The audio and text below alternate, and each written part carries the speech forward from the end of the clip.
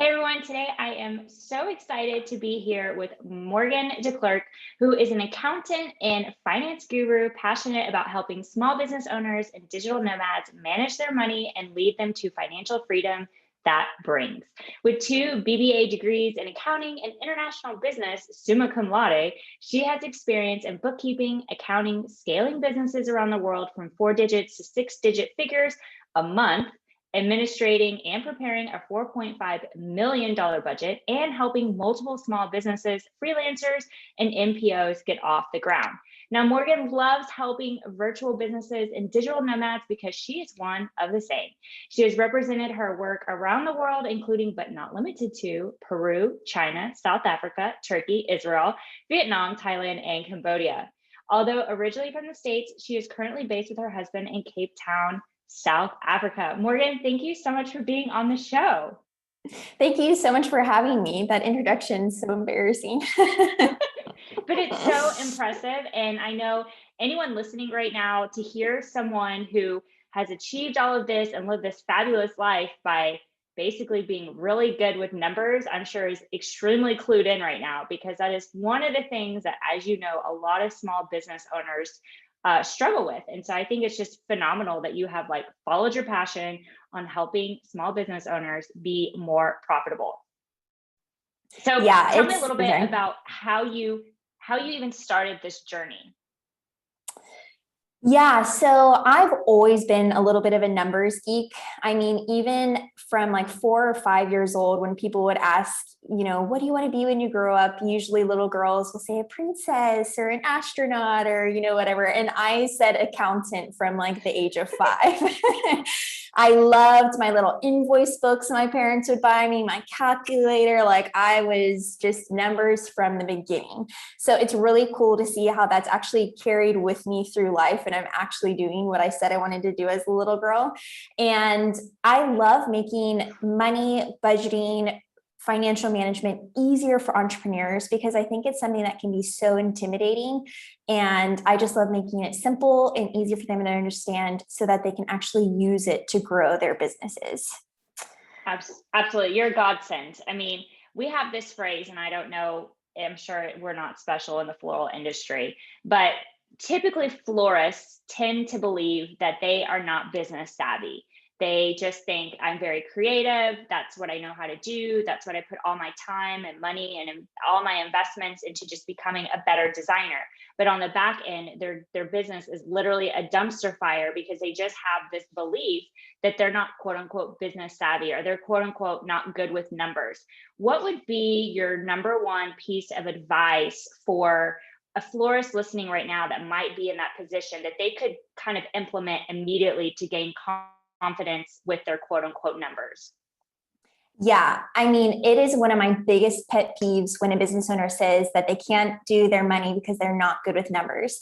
Because bookkeeping and money management is really just organizing numbers that have already happened. It's not math, it's not coming up with numbers out of the blue. And I think when business owners start to see the results of tracking their money, and when they can analyze and say, oh, my income went up this month or it went down this month, why was that the case? Looking at their expenses, like that's when it starts to get really fun. And then especially when they can make decisions based off of those numbers, that's when it gets really exciting. And then it's not a matter of numbers, it's a matter of growing their business. And I mean, who doesn't want to grow their business bigger and bigger? So I think my biggest piece of advice is meet up with someone who can kind of hold your hand and teach you how to look at the numbers, because they can be really intimidating if you don't know what to look for or what decisions to make. But it's actually super simple, and it's going to relieve a lot of stress and anxiety from your business. I love that you are already repositioning the way that we are thinking about numbers and shifting all those beliefs, because those beliefs are not facts. It's simply organizing numbers that you already have. There is no need to overanalyze it or stress out about it. They have already happened and you're literally just filing them away. So, I mean, I love numbers, but even just myself listening to that, I automatically had instant relief. I think that's amazing advice. I'm so glad. And you are actually really good with numbers. I mean, I think even when I found your Instagram account, you were doing a whole IGTV on like investing. And I was like, oh, this girl knows what she's doing.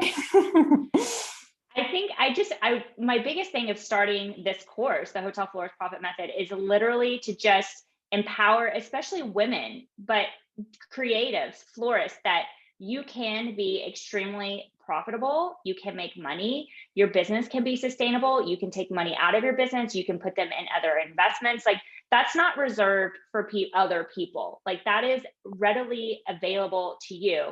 And I love that we have connected over the years over Instagram. And I think really our love of Profit First, because it really saved. I mean, I know it for myself, it saved my business a few years ago, just because I had no idea what I was doing. I could be great with numbers, but at the end of the day, I wasn't taking home the amount of money that I wanted to my family. I wasn't quite sure if I was going to be able to pay the next month bills because my overhead was so high. Profit First for me was a game changer. And I know you love to speak about it, so I'm going to just open the floor to you right now. Yeah. So as an accountant, Profit First can be a little bit of a, what's the word, taboo subject, because accountants are like, no, it's income minus expenses equals profit. And that book's totally saying, no, it's the other way around. The reason I love Profit First so much is that it's taking out savings before you're blowing your cash on all of your expenses.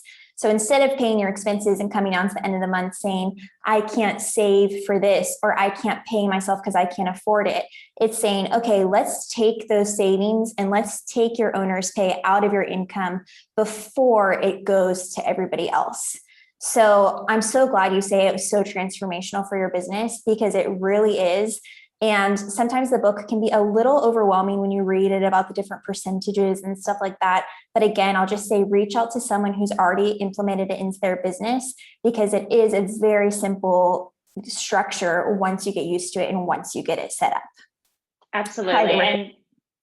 And the book itself is just really kind of like the skeleton. You get to put the meat on the bones. It just gives you a framework. And for anyone listening that wants to learn more, this book is called Profit First by Mike Michalowicz. Like I said, when I introduced it into my business, my CPA at the time was exactly like you said, Morgan. She was like, this doesn't make sense. Just so you know, I don't agree with this. I think it's a lot of extra work. And I was like, look, I'm running, if I'm lucky, a 1% profit margin right now, and my goal is 10. I have no idea how the heck I'm going to actually achieve this, but this guy is telling me I can do it. So, I've got nothing to lose except maybe 2 hours at the bank trying to figure out how to get 5 bank accounts. Yeah. You judging me from afar. And then literally 6 months later, she said, I actually implemented this in my own business because I couldn't believe that the transformation, not only did you have in your profit margins and your owner's compensation, but literally it makes you a more strategic business owner. You start questioning every amount that's actually going out of your bank account versus like, oh, I need this in order to get this, which is really at the opposite end of that string, is just lack and scarcity mentality. It's like, what is this investment going to return to me?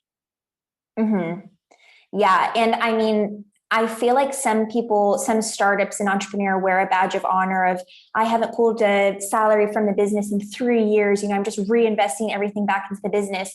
And I hear that and I'm like, then why did you start it? Like, what is the purpose of it? What is it giving your life and your freedom if you're not getting anything back from the business? So I can completely understand that mentality. And I do think that there is a time and a place for it, but I'm all for getting a return on your investment, like you said, from the first day and benefiting and reaping the benefits of that business that you're working so hard on. Yeah. And I feel like we've just dipped our toe into the money mindset pool right now. But just remember, if you're listening and you are wearing that busy badge of honor and you just keep investing year after year because that's what you believe that it takes, just remember, you don't make great impact in the world being the poorest person in the room. And honestly, in order to have a sustainable business, you have to be profitable. There's nothing wrong with that. And that's having a business.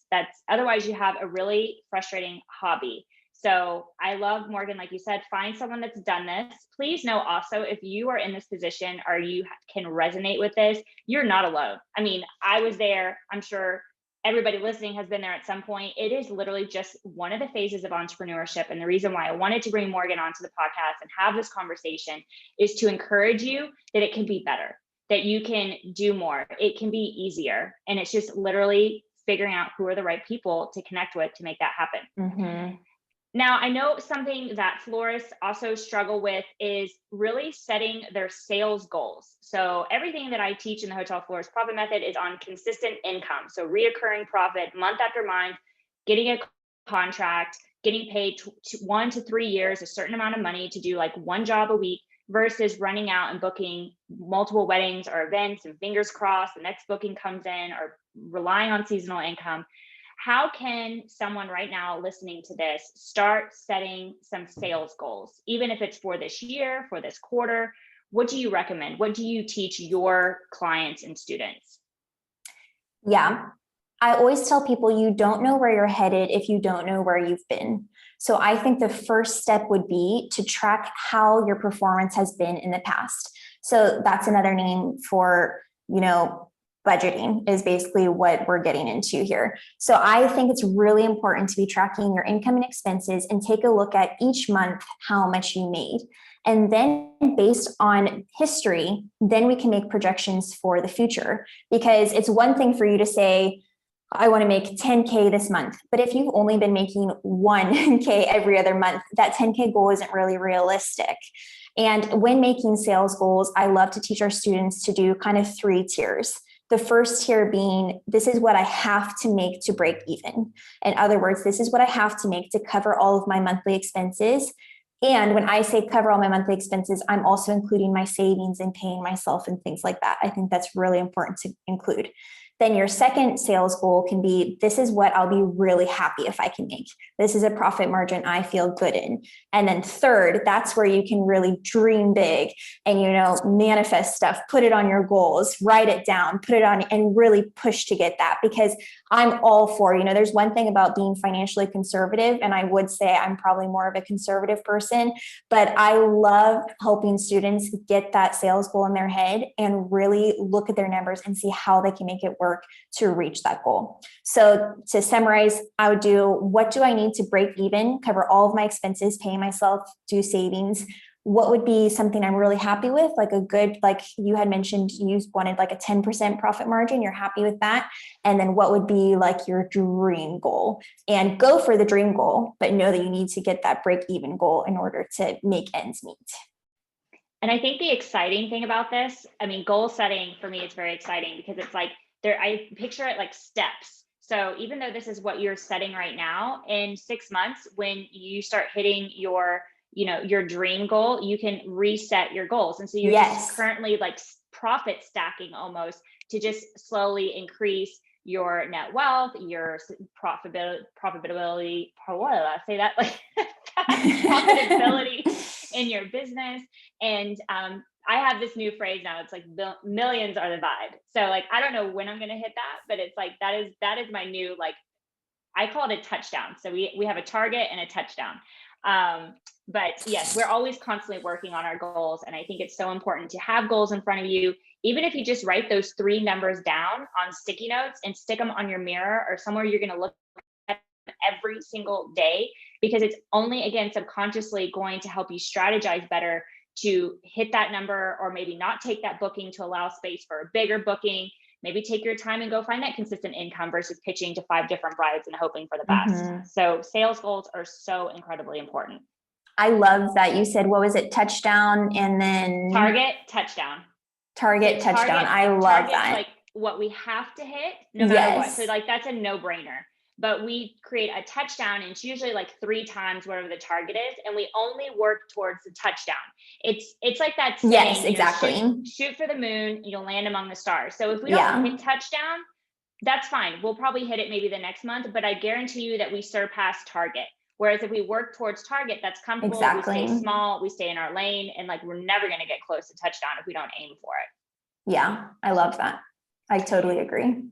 So Morgan, you have worked with so many different clients. I don't, like I said, it's mostly florists and creatives listening to this. What do you see as like a trend or something that, creatives have been struggling with that you have been able to help them achieve when it comes to their finances?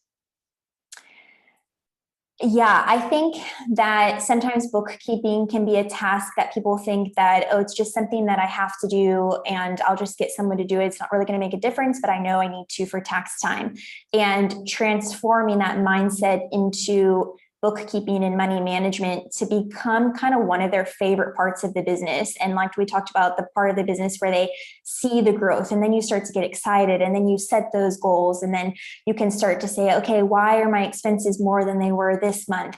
And really making that money management side something that they enjoy. Because like we talked about in the beginning, creatives often have this mental block and they're like, oh, I'm not good at numbers. I'm just going to have my CPA do that. I don't even want to know what they're doing. I don't want to even hear about it. They dread their meetings with their CPA. And I want to change that mindset and make it something fun. And I loved how you used the word, you empower your students, because that's exactly what it is. Like, numbers are so empowering once you know them, once you can quote them. When someone asks you for a ratio or a profit margin, you know exactly what that means. You know what it's been every month. It is so exciting when business owners, especially creative business owners, get to that place. And I think it just really transforms their whole business.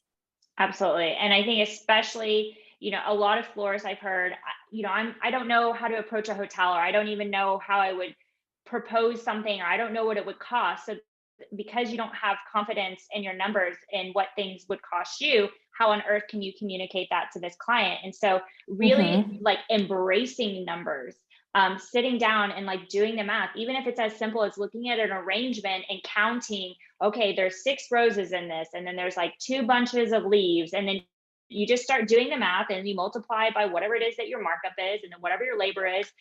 And then you start embracing your numbers. And so that way, when you are on site and you are proposing and someone says, well, what would something like this cost? You can be like, well, it's in the ballpark of, 100 to 250 an arrangement. And in your head, you're like, I know out of that, I'm taking home 20% profit margin and I'll be paying myself 20%. Do I feel good with that number?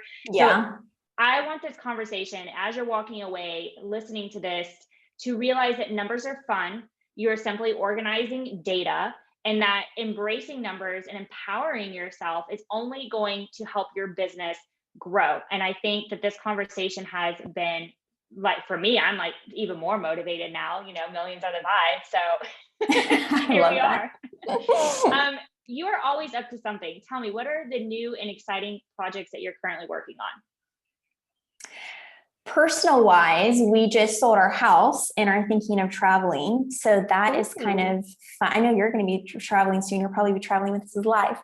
And then business wise, we have a full master finances course, which teaches business owners how to do all their bookkeeping on QuickBooks. And it's kind of like the full financial management, A to Z, how to do budgeting, taxes, everything. And what we're currently launching on 28 June, so it should be launched by the time this goes live, is how to do your bookkeeping on Excel. So if you can't afford a monthly subscription, you're not making enough money to pay for a $15 QuickBooks, or you don't want to pay for that. I mean, I'm personally not even paying for it in my own business because I can just do it on Excel. I'm going to be teaching students my own process for my personal bookkeeping on an Excel spreadsheet or Google Docs, so that you can save that money, but still know your numbers and still budget and, still know everything that we've been talking about. So it's exciting. I think the Excel course is going to be brilliant. I love Excel, but I think so many people are like, ooh, Excel, like scary, bad. I don't know what to do with it. And I've taken your main course, your flagship course. And it was, guys, honestly, it was like Morgan took my hand and handed me, a martini and said, look, I'm going to help you do your math. And I was like, okay, girl. And it was the easiest course that I've ever taken. It was so straightforward. It was during the pandemic, so I had extra time on my hands. I was in between bookkeepers. I was like, you know what? And I'm a very curious person. I was like, I want to know what these bookkeepers know. Like, how can you manage something you don't know? So instantly dove into Morgan's course. I've personally taken it myself. I'm going to make sure the link is in the bio and the show notes of this. So if you're like, okay, I really do need to get a grip on my finances, but I'm not really in a place that I want to hire a bookkeeper, or I want to pay for QuickBooks, or whatever the reason is, you still need to get on top of your finances. And I think diving into this course is an excellent, very easy, very low cost way to do that, to really feel good about your numbers. Oh, thanks. It was so fun having you in the course. But yeah, so if you're not, It is how we connected. So in our previous burnout stories. Yes, that's a whole nother podcast. Yeah. So the Excel one will also be, it's not like I'm going to teach you how to use Excel. It's going to be a plug and play worksheet already created. So literally all it's going to be is copy and pasting. And I guarantee, the guarantee on the website is that it's going to take you less than 20 minutes a month. So don't be freaked out if you're not good with computers or technology. Like Francesca said, we're going to walk you through it step by step, and it's going to be super simple. That's amazing. I wish I would have known you when I was in the very first year, 2 years of my business. I'll never forget, every Sunday I would go to the shop and I would be so frustrated because for 8 hours, I would go through all my papers and upload all the receipts and try to do it myself. And half the time I would hit send on the tax return and just fingers crossed, nobody audits me. I'm going to hope. I know. Yeah. And I do think that it's something that you can figure out how to do yourself. There's so many Google, YouTube, but it's that fear that you were just talking about of submitting your tax return and not knowing if you really did everything correctly, or constantly wondering. That's the feeling of anxiety that I love to take away from students so that they can submit it and be like, come at me, auditors. Let me show you why I did this. I love that. Yeah. Now, I know that anyone listening right now, they're probably at first, they're like, oh, we have an accountant. We have an episode with a bookkeeper. This is going to be interesting. So I have to ask you, when, we think as creatives, think of accountants and bookkeepers, we think very black and white, very, I don't want to use the word boring because you're far from it. No. Accountants are boring. I want to know, what makes you feel inspired to continue to do this work? I think it's seeing that transformation that we've been talking about, seeing people come to me in the beginning. Usually people that come to me are in severe panic mode, extreme anxiety around their numbers. They haven't filed their tax return for 3 years. They've looked, they don't know anyone that can help them.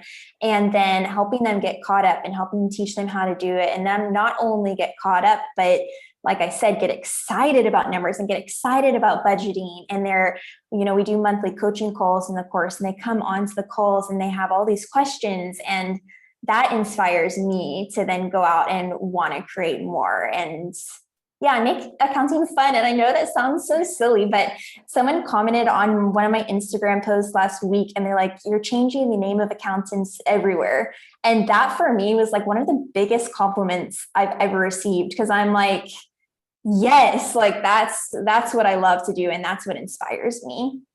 I love those type of compliments. And I don't think people realize it, but it really is what keeps us going sometimes. I know, it's so silly. Because these things become so easy to us, whether it's from experience or just passion, we quickly discredit how they could help other people who might be struggling. They might be where we were 6 years ago. And I think that, if you're listening to this and you ever want to pay a compliment, it is so powerful. Just recently a student in the course was saying, Francesca, you've made being a hotel florist the new sexy it thing to do in the floral industry. And I'm like, I just want people to make consistent money so they can stop stressing out, because that is a horrible feeling and place to be in. So everyone listening out there, pay someone a compliment today. It's super powerful. Thank you for all your kind words in general. And before I let you go, because I just love the fact that you're in South Africa. South Africa is one of my favorite places in the world. It's probably on my list of top 3 out of 47 countries. So I'm obsessed with South Africa. That says a lot. What I want to know, how do you take your coffee? And I'm going to ask you 2 fun questions. You're the first guest. You get 2 fun questions. I want to know how you like your coffee, and what is the best type of cheese? Okay, I'll do the coffee one first. I love a good almond latte, and recently I've been doing a vanilla almond milk latte, and I'm like, oh, so scandalous. I know, a little bit of heaven in a cup. I love it. And then cheese. So fun story. Before I had our first daughter, I was severely allergic to dairy. I had all these food allergies, and dairy was one of them. So if you had asked me a year ago, I would say oh, vegan cheese. Now, after having Maria, it's my whole body has reset. It is absolutely incredible. stuff that would have put me in the hospital before, I can eat freely. So I am loving trying all the new foods I was never able to eat before. So yeah, I love this cheese question. My favorite cheese right now would probably be brie cheese with some wine. Oh, and you could even melt it with like some walnuts and some cranberries and maybe like a little bit of preserve on top. That's also very good. Okay. You're changing the game. I'm definitely going to try that. And then I'd say a good old Gouda. Oh yeah, you can't go wrong with Gouda. You know, it's funny when you were telling me your story about how you can re-eat things now for some reason. I don't even know if this is the right movie, but Aladdin like popped in my head where Jasmine's like flying around on the carpet and she's singing like a whole new world. That's how I picture you right now enjoying all the food. It is. Yeah. Still trying to be healthy, but also like really enjoying life right now. Totally. And after a year like 2020, why the heck not, right? Oh, I know. Life is way too short. Tell us, where can people find you if they want to kind of follow along? By the way, her reels, she's killing it at the reels game. I giggle every single time I see one. So you just go follow her, even if it's just for reels. Where can people find you? It is Master Your Finances Today everywhere. So Instagram's at Master Your Finances Today. Our website is masteryourfinancestoday.com. And then if you want to email me, if you have any questions about anything we've talked about, it is hello@masteryourfinancestoday.com. So yeah, I'd love to hear from you. Pop me a little message if you've listened to this podcast. And yeah, I'd love to connect. And that's a big deal, guys, because getting Morgan she is like Fort Knox around her. So she doesn't like give away this information freely. So if she's inviting you to message her, do it. I love that you know that. Well, I'm very similar, so that's why. Make sure that you check out the show notes. I'm going to make sure that we have the links to the full course. Again, that mini course with Excel is launching on June 28th. And also you have something on tax prep. So she's got loads of amazing things. Go check out the website. Stop feeling insecure, nervous about your finances today. You can totally do this. You can do big things. You've done much harder things in your life. So it's time to get empowered with your numbers. Morgan, thank you so much for being here. Oh, thanks for having me.